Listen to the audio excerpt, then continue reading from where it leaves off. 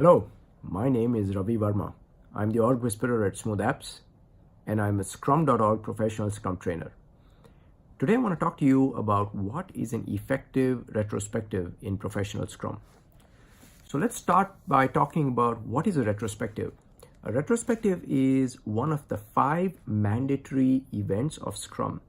Like all other events, it's an opportunity to empirically manage some aspect of Scrum.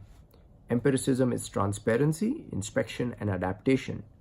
And the intent of a retrospective is to encourage the Scrum team to pause, reflect intentionally on how they've been interacting, get transparency into their interactions, inspect how effective are these interactions, and then identify specific actionable improvements that they are going to make as a way of adapting their interactions and their team in the next sprint.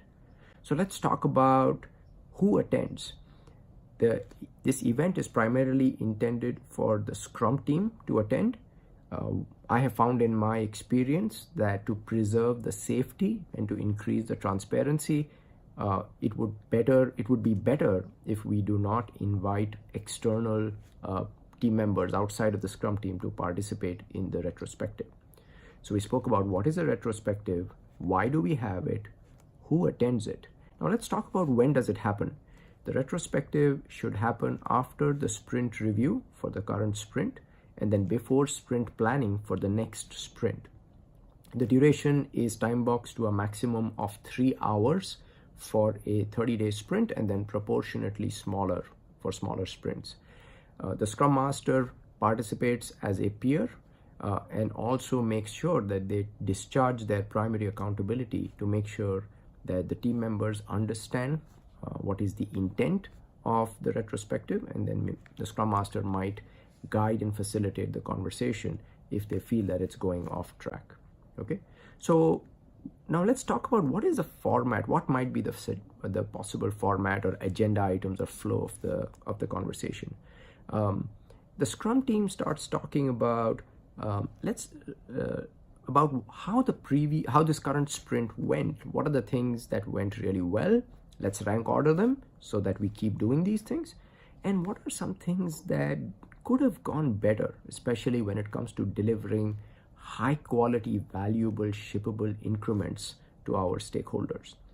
Once the team has identified what went well and we should keep doing, and what could have gone better as a means to identifying what we might try to do differently in the next sprint, they start looking at the interactions from different lenses.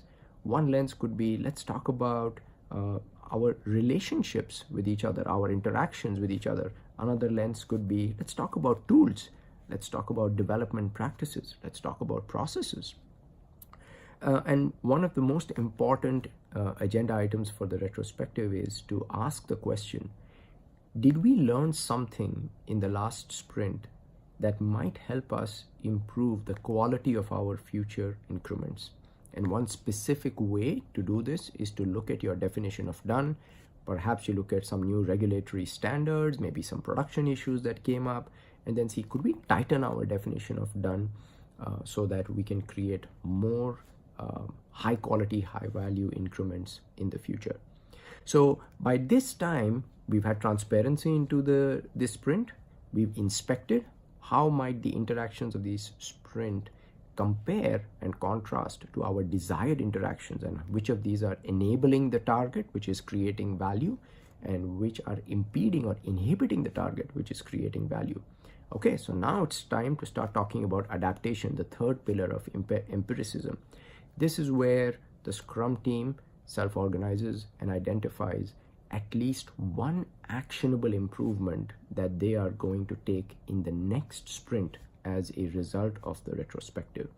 If we don't convert these thoughts and ideas into adaptation or action, the retrospective may become just a whining or a complaining session, right? So transparency is important, inspection is important. Both are necessary but not sufficient for empirical management if there is no follow-up action or no adaptation.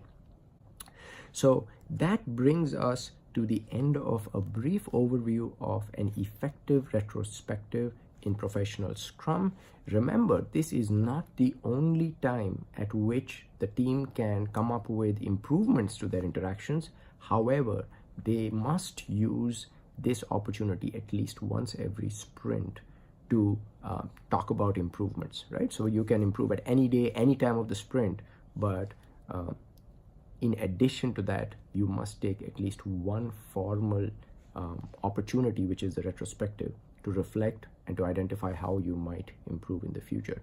So I hope you found this useful. Once again, my name is Ravi Verma. I'm the org whisperer at Smooth Apps and Scrum.org professional Scrum trainer. If you have any questions, don't hesitate to connect with me on LinkedIn, on Twitter, or just shoot me an email. And I would love to answer any questions you might have.